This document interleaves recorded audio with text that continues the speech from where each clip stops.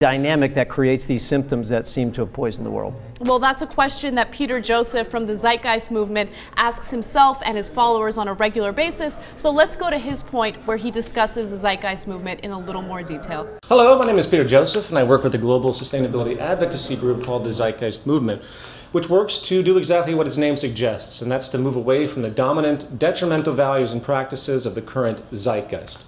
Because of time, I'm simply going to ask a question for consideration. What if all of the societal issues on the tip of people's tongues today, such as the growing wealth gap, ecological destabilization, poverty, the debt crisis, the unemployment crisis, and other ongoing points of focus in the activism community, what if those were all found to have no possibility for true long-term resolution within the current socioeconomic system we share? As far as I'm concerned, the problem is not political parties, corporate influence, governmental regulation, or lack thereof. The problem is psychological and hence sociological, as we have an outdated global economic tradition in place that literally rewards and reinforces those very problems. Imbalance, conflict, scarcity, exploitation, waste production, maintaining societal problems create advantage, an income-producing phenomenon. So it's naive to think humans would walk against what works in their favor on that basic level, as far as I'm concerned. So my suggestion is we either accept the current detrimental socioeconomic system with all its inherent problems, because it's never going to get much better. They're built in. Or we begin to think more scientifically, out of the box with regard to prior traditions, realizing that until the entire social system is uprooted and replaced by a system that actually rewards and reinforces ethical practices, balance, rather than literally oppressing them by design, nothing will ever change. Thank you for listening. TheZeitgeistMovement.com.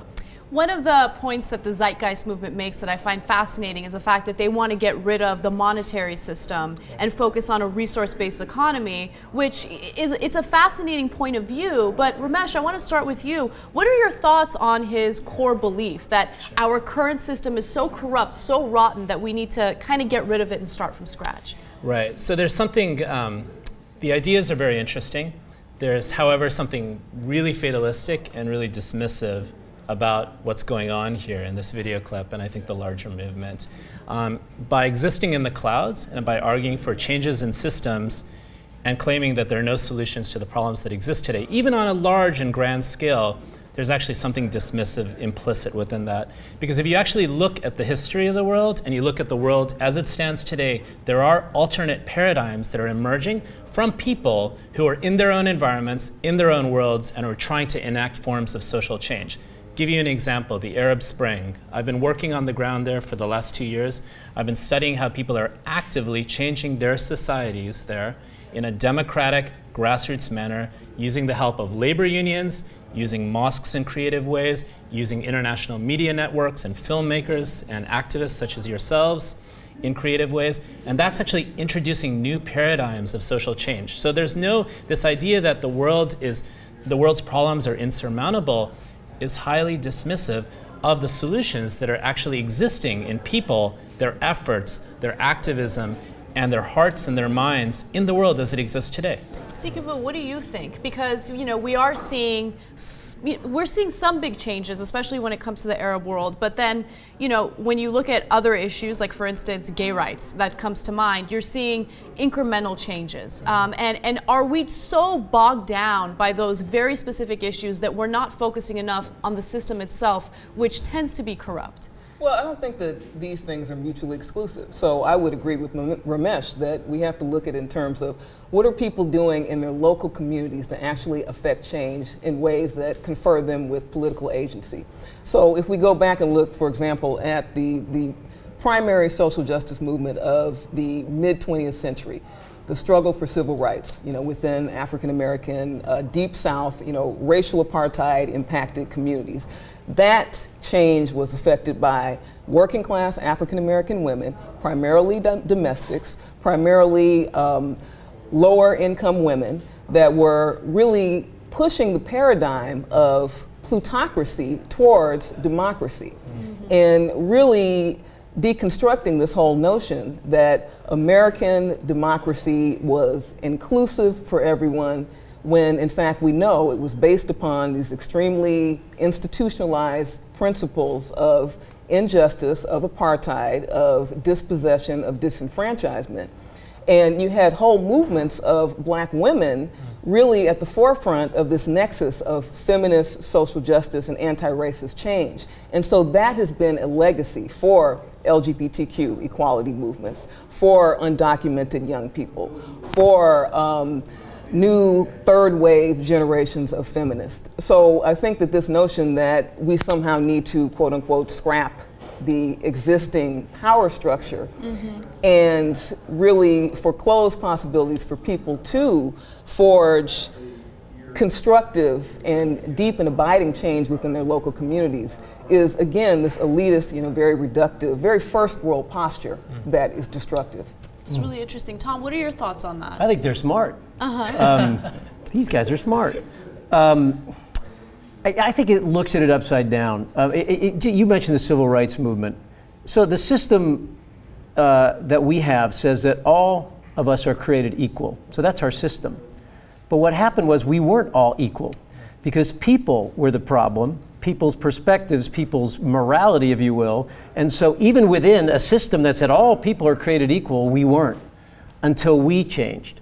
So what I see is this idea that when systems change, which can be helpful, but when systems change, it's all going to change, and I don't agree. Because you can have a perfect system, and if imperfect people populate that perfect system with imperfect morality and limited value sets, then that system is going to run amok. Ramesh? So, yeah, I mean, I think this is both what both my friends here are saying is actually really wonderful. If you look at every form of systems, every form of social change that emerges out of large-scale systems, from philosophical systems to biological systems, how change is introduced is not by philosophizing some alternate reality. It's actually introduced by looking at elements within the grassroots, elements within a species, like when birds fly in different ways, new patterns emerge. So things percolate from the bottom up. New paradigms emerge from within paradigms. But while people within those paradigms or organizations within those paradigms contest those paradigms themselves, the Zapatista movement, which I've been involved with for the last couple of weeks, is a great example of that. These people wanted control over their own land. Their land was being commodified by the Mexican government in partnership with NAFTA in the United States. And they said, we're not going to stand for this any longer. They developed an autonomous relationship to the government and then used that autonomy to actually broadcast that to the world. So there's large amounts of sympathy that are associated with an old school local movement. So these paradigms are introduced from the grassroots, biologically, philosophically, economically. These international movements are definitely inspiring, but I can't help but look at our own system and look at our own efforts at real social change and how we've failed so far. I mean, and I'm talking about in modern times with the Occupy movement, with our current financial system and the fact that, the big corporations and the banks still get away with doing the things that put us in this economic mess in the first place. So, the Zeitgeist movement would argue that because of the power structure that we have, it's very difficult to really push for any real social change. How far do you think things would have to go? How bad would things have to get in the United States where you would see that grassroots movement that would actually lead to significant change? how about 20 kids getting shot? Yeah. How about guns in our schools as all too regular a story? Well, I mean, how about criminalization of people of color here in South Los Angeles, in the United States? That being an absolute travesty if we're talking about this is one of the most great, most powerful, most civilized democracies on the planet. That's an absolute travesty. That we have scores and scores of young people of color who are being pipelined into prisons, do not have meaningful and equitable college access in supposedly the greatest 21st century democracy that the globe has ever seen. So how do we change that, though? So we are actually on our way to changing this, and part of this is because the lessons that are being taught to us in the Arab world or other parts of the world, including historically, like you're alluding to, and contemporarily, are actually spreading to mainstream populations. The issue with the Occupy movement is that people's issues and their concerns are real, and they're still organizing around those concerns. But what broke the back of the Mubarak regime in Egypt was massive labor strikes.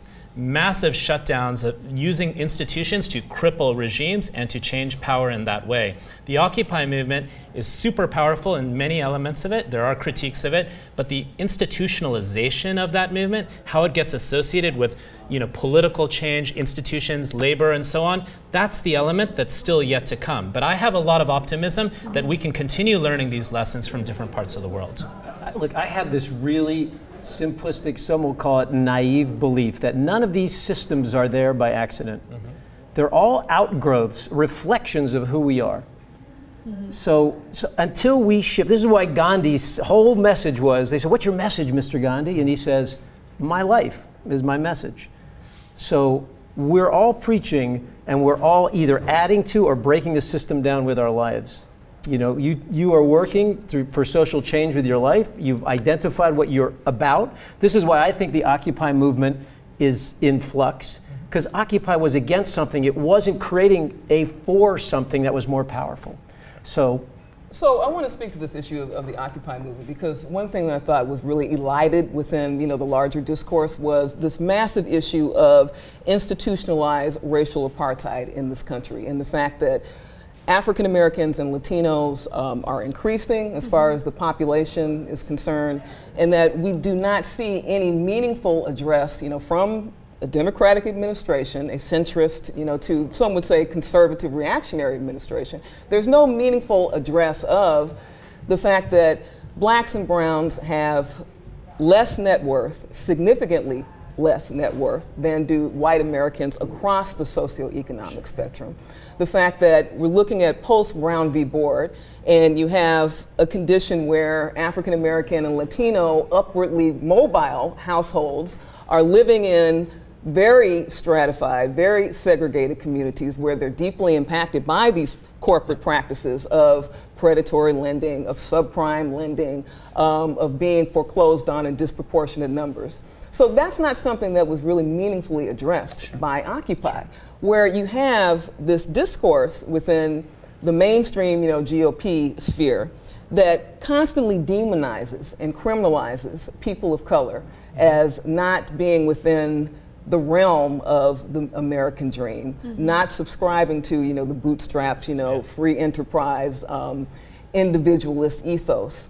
So in order for there to be any meaningful, deconstruction, of our current system, there has to be some reckoning with this legacy of white supremacy and white privilege, and the way in which that's enacted in the very real lives of white working class people, as the primary constituency of the GOP, and the lives of emergent communities of color, that are really pushing the envelope for social justice and anti-racist and feminist and LGBTQ struggle in the United States. Can I get under that for 1 second? Absolutely. Because this is a beautiful articulation of a stuck point. And all our mystics and philosophers and saints and sages have gotten under this point by saying we simply haven't recognized that we're all brothers and sisters. I can't be supreme and use the word supremacy with anyone who is a family member, who has by right and by birth all the dignity that would be offered to any human being. We have yet to embrace that point. And until we do, and by the way, science is proving this now. The Human Genome Study said, hey, we all come from the same 2 parents in sub-Saharan Africa, so we are genetically all brothers and sisters, period. It's proven, so it's not a philosophical trope.